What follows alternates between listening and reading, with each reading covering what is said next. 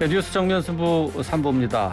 한 주간의 국제 뉴스를 짚어보는 시간 화요일에 마련했는데요. 모두의 월드입니다. 국제정치 전문가 이승원 시사평론가와 함께합니다. 안녕하십니까? 네, 안녕하세요. 이승원입니다. 예, 앞으로 좀 다른 나라 뉴스도 좀 자세히 좀 살펴보도록 하겠습니다. 근데 우리 정치 뉴스가 글쎄 이렇게 표현하면 어떨지 모르지만 너무 박진감이 있다 보니까 외국의 뉴스는 사실 네. 뭐 청취자들이 그렇게 관심이 있어 하진 않아요. 근데 결국은 지금 뭐 우크라이나 사태가 우리나라에 전혀 영향이 없다고 얘기를 한 대선 후보가 했다가 네. 국제적인 정치 감각이 모자라도 너무 모자란다 하는 비판을 받지 않았습니까? 네.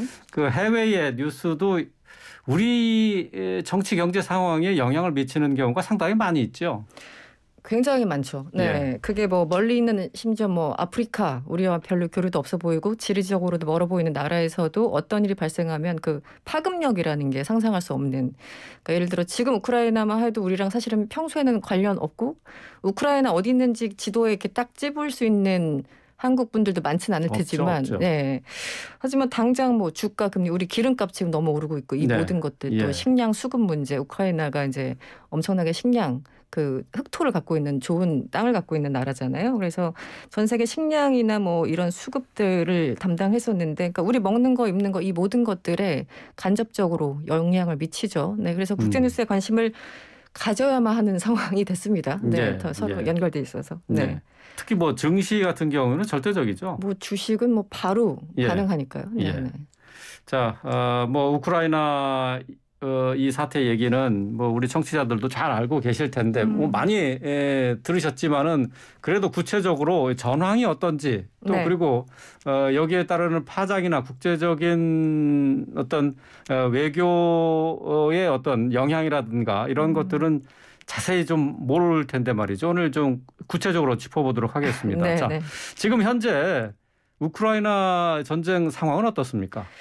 그 지난 현지 시간 2월 24일 날 침공이 시작됐습니다. 그러니까 오늘 우리 22일이니까 거의 한 달이 돼갑니다. 그렇네요. 네, 시간이 참 빠르죠. 그분들에게는 하루하루가 정말 끔찍한 시간들을 보내고 있을 텐데 지금 현재 이제 수도인 키이우 그리고 제2도시라고 불리는 이 하르키우 등 핵심 전선에서 러시아군의 포격이 계속되고 있습니다. 폭격이 계속된다는 건 아직은 완전히 점령하거나 장악하지 못했다는 그런 뜻이고요. 네. 우리 시간으로 어제 저녁 러시아군이 키이우 북부에 있는 주거지와 쇼핑센터 등에 이제 미사일을 공습을 했고요. 네. 뭐 그 일대는 완전히 지금 허물어진 그런 상황입니다. 민간인들 피해도 상당하고요. 지금 뭐 건물들이 이제 계속 무너지니까 현재까지 확인된 그 숨진 사람만 한 10명 정도 되고요. 무너진 건물 잔해 속에서 20여 명이 매몰돼 있을 것이다 지금 추정되고 있는 그런 상황입니다. 지금 더 핵심적인 것은 원래 푸틴이 처음에 침공을 개시할 적에는 뭐 서방 언론에 따르면 한 일주일 이내 완전히 장악하고 뭐 소위 그렇죠. 말하는 이제 괴뢰 정부를 세울 거라는 이제 벨라루스처럼 만들 거라는 그런 생각들이 많았었는데 푸틴이 생각하는 것보다 굉장히 오래 걸리고 있지 않습니까? 그래서 네. 전략을 바꿨다라는 얘기들이 요즘 최근 언론에 많이 나오고 있어요. 그래서 이제 키이우를 당장 점령을 하지 못하니까 이 포위 공습이라고 하죠. 주변 주요 도시들을 포위해가면서 수도를 압박하는 그런 상황. 그래서 지금 남부 마리우폴 이쪽 상황은 정말 연일 굉장히 치열한 교전이 벌어지고 있는 그런 상황입니다. 네. 네. 지금 그 러시아와 우크라이나의 전쟁이 그렇다면은 왜 애초에 이게 시작이 됐는지, 네. 이게 도대체 왜 우크라이나는 사실 크림반도 합병이 2014년에 있지 않았습니까? 네. 그러고 나서도 계속 그 우크라이나와 정치적인 분쟁이 있었던 건가요? 그렇죠. 이제 크림 반도를 뭐 병합했다고 표현을 하죠, 보통. 그 이후에도 소위 말하는 돈바스 지역이라고 많이 이제 들어보셨을 네, 거예요. 예. 돈바스 지역에도 계속 교전이 사실은 있었어요. 왜냐하면 거기에 러시아어를 쓰는 또 친러 성향의 많은 사람들이 살고 있고, 그러니까 우크라이나 지도를 이렇게 보시면 동쪽으로 갈수록 러시아 개들 그리고 러시아 언어를 쓰는 사람들이 더 많이 살고요. 서쪽 그러니까 유럽 쪽으로 갈수록 이제 반대죠. 조금 더 친서방적인 이런 성향의 사람들이 이제 분포가 돼 있는데 이 역사를 어디서부터 설명해야 될지 사실은 짧은 시간 동안 좀 그렇습니다. 일단 2월 24일 날 푸틴이 침공을 개시하기 전에 나토 측과 러시아 측이 서로 서한을 주고받습니다. 니네들 원하는 게 뭐야? 나는 이것까지 원해 이러면서 이제 작년 말부터 올해 초까지 계속 서한을 주고 받았는데 푸틴 러시아 측이 원한 거는 대략 뭐 언론을 따라가 보면 이제 한 7개 정도 요구 사항이 나와요. 예를 들어 이런 거예요. 그동안 우크라이나 측에 나토나 서방 국가들이 무기 많이 지금 공급했잖아. 그거 네. 다 철수해. 그리고 우크라이나, 조지아 등 나토 추가 확장을 안 한다고 명시적으로 포기해줘. 네. 그리고 나토 군 자산이 슬금슬금 우크라이나 안에 들어오는 것 같은데 이것을 97년 이전 수준으로 환원해라.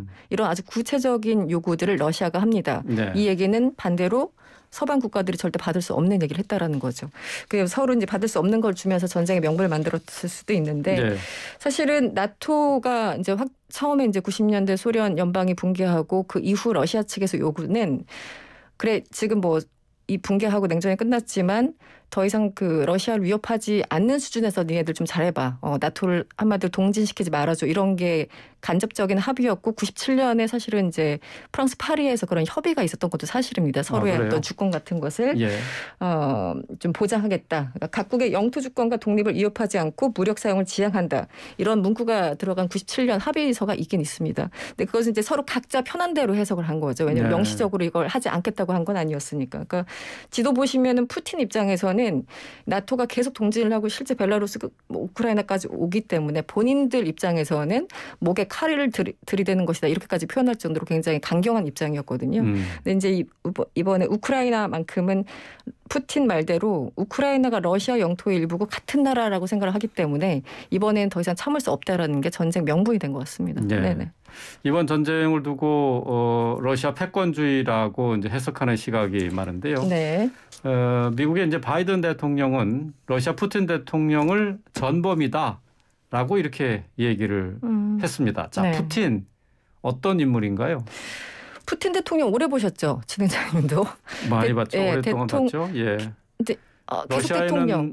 계속 러시아에는 뭐 푸틴밖에 없는 것 같아요. 정치 지도자가. 그렇죠. 예. 근데 실제 20년 이상 지금 사실상 대통령직을 수행하고 있는 겁니다. 물론 이제 몇 년간 중간에 측근 그 메드베데프 이제 그분을 대통령으로 앉히긴 했지만 푸틴이 총리직을 역임하면서 사실은 이제 대통령직을 수행한 거지 않습니까? 네. 그래서 52년생이에요. 우리나라 나이로 하면 이제 70이 다 됩니다. 2000년부터 지금까지 두 차례 걸쳐서 대통령을 했고요.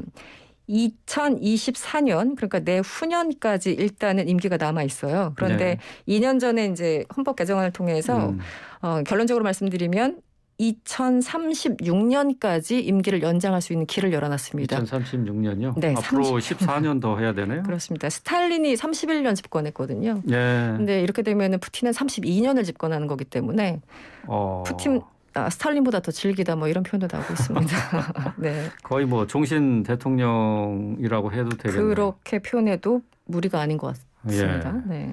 자, 지금 어쨌든 뭐 전황은 네. 우크라이나에 절대적으로 불리하고 네. 뭐 애초에 싸움의 상대가 안 될 것이라고 다들 예상을 했는데 비교적 오래 버티고 있는 편이에요. 그렇죠. 예.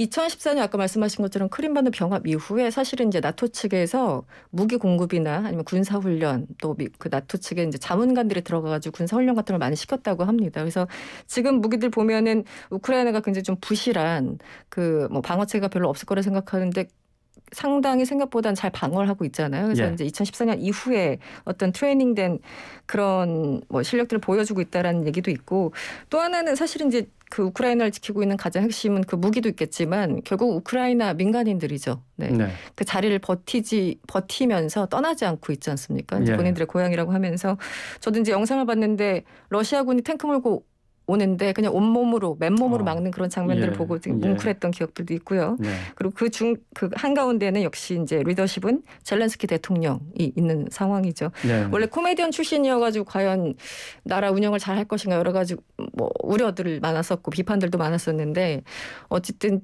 이번에 내가 도망갈 수 있는 교통편이 아니라 총알이 필요하다라고 얘기를 하면서 국민들의 어떤 마음을 움직였고 실제 피신하지 않고 열심히 싸우고 있는 그런 모습들을 보여주고 있습니다.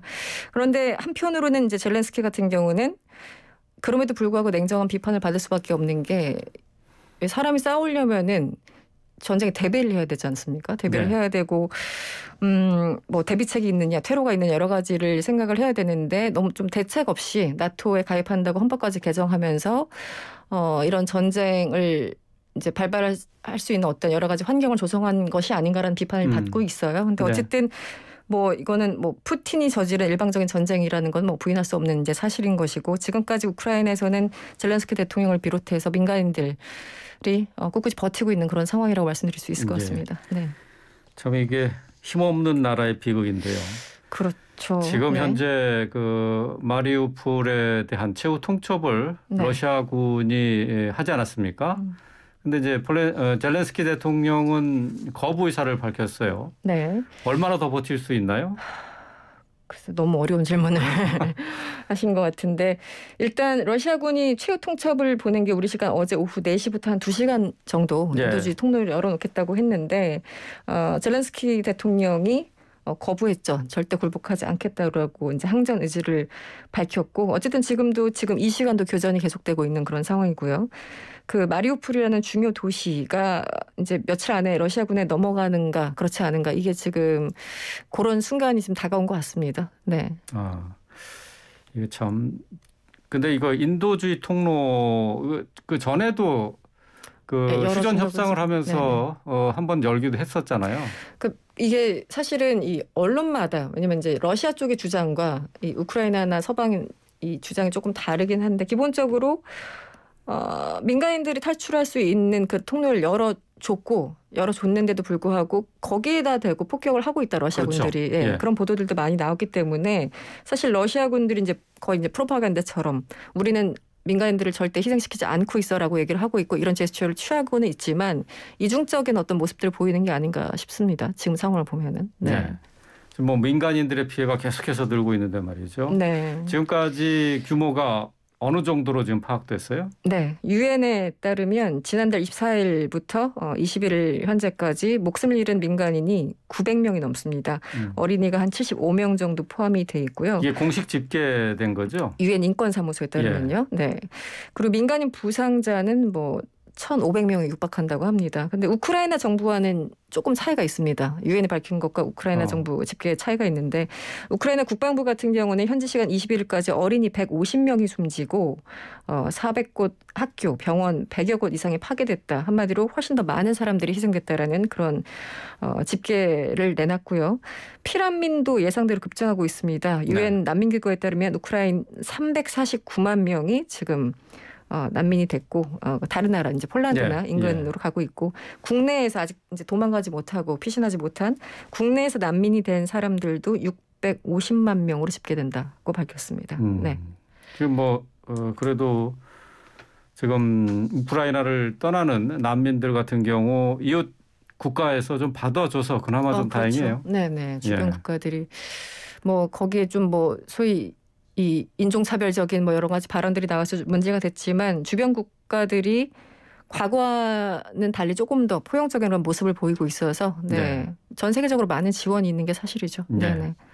자, 이런 가운데 미국의 이제 바이든 대통령은 푸틴 러시아 대통령이 생화학 무기 사용을 고려하고 있다. 그런 징후가 명확하다 이렇게 얘기를 했는데 말이죠. 미국의 정보력이 대단히 뛰어나다는 게 이번에 밝혀졌는데 그렇죠. 이게 진짜로 또 그러면 현실화되는 겁니까? 뭐 정보 자산을 이용해서 없는 말을 그냥 바이든이 공개적인 자리에서 했을 리는 없고 당장 어제 나온 얘기입니다. 21일 현지 시간 미국 비즈니스 라운드 테이블 그러니까 기업인들 한 200여 곳에서 참여하고 있는 그 비즈니스 라운드 테이블이라는 행사가 있었는데 여기서 바이든이 이런 얘기를 합니다. 푸틴이 궁지에 몰린 나머지 우리가 유럽의 화학 무기뿐만 아니라 생물학 무기를 보유하고 있다고 주장하면서 새로운 가짜 깃발 작전을 얘기하고 있다. 여기서 이제 가짜 깃발 작전은 그런 거죠. 상대가 먼저 이제 공격하는 것처럼 꾸며서 본인이 공격할 수 있는 그 일종의 조작인 거죠. 군사적인 어떤 빌미를 만들어내기 위한 수법인데 그러니까 니네들이 먼저 사용한 거야 하면서 본인들이 생화학 무기를 쓰는 그런 상황이 있죠. 예전에 시리아에서 생화학 무기 썼을 때 이제 그런 건데 한마디로 이 상대편에 얘기는 뒤집어 씌운다는 얘기예요. 그렇죠. 맞습니다. 쉽게 말하면. 그래서 지금 생화학 무기 가능성이 있다고 얘기를 했고 뉴욕타임즈의 어떤 김영 칼럼에서는 20일 날 이런 얘기가 나왔습니다. 화학 무기나 2차 세계대전 때 핵 공격을 받은 일본 나가사키 이후에 처음으로 핵폭탄을 발사하는 선택을 할 수도 있다. 이렇게 어떤 칼럼니스트가 뉴욕타임즈에 글을 쓰기도 했는데 사실은 푸틴이 궁지에 몰렸고 국가도 이제 디폴트 상태고 막 이렇기 때문에 어떤 수단을 활용해도 뭐 놀랍지 않다 이런 반응들도 나오고 있어서 굉장히 좀 우려스러운 상황이죠. 예. 네. 바이든 대통령이 시진핑 중국 국가주석과 화상회담을 가졌지 않습니까? 네네. 뭐 좀 진전이 있었던 건가요? 진전은 결론부터 말씀드리면 없었습니다. 네, 서로 이제 평행선을 달렸고 기존 입장을 강화했고요. 18일 날 화상 회담을 가졌는데 이제 우크라이나 전쟁 발발 이후에 양 정상이 통화를 한 건 처음입니다. 네. 1시간 50분 동안 화상 통화를 했다고 하니까 뭐 그 통역 감안하더라도 꽤 오랜 시간 네. 이제 통화를 한 건데 한마디로 지금 그 뭐 뉴욕 타임즈나 외신 보도에 따르면은 미국이 중국에게 이제 경고를 하고 중국 쪽에 공을 넘겼다 이렇게 표현을 하고 있어요. 한마디로 러시아를 중국이 지원할 경우 그 후과에 대해서 생각해라 이런 메시지를 전했고, 근데 여기에 대해서 이제 시진핑 같은 경우는 이번에 우크라이나 위기를 초래한 거는 나토 동진 때문이지 러시아만 그렇게 탓해서는 안 돼 이런 기존의 입장을 다시 한번 되풀이해가지고 어떤 진전이 있었다고 표현하기는 참 어려울 것 같습니다. 네. 네. 자, 이게 전쟁이 길어지면 길어질수록 더 많은 민간인 희생자가 나오고 있는데 말이죠.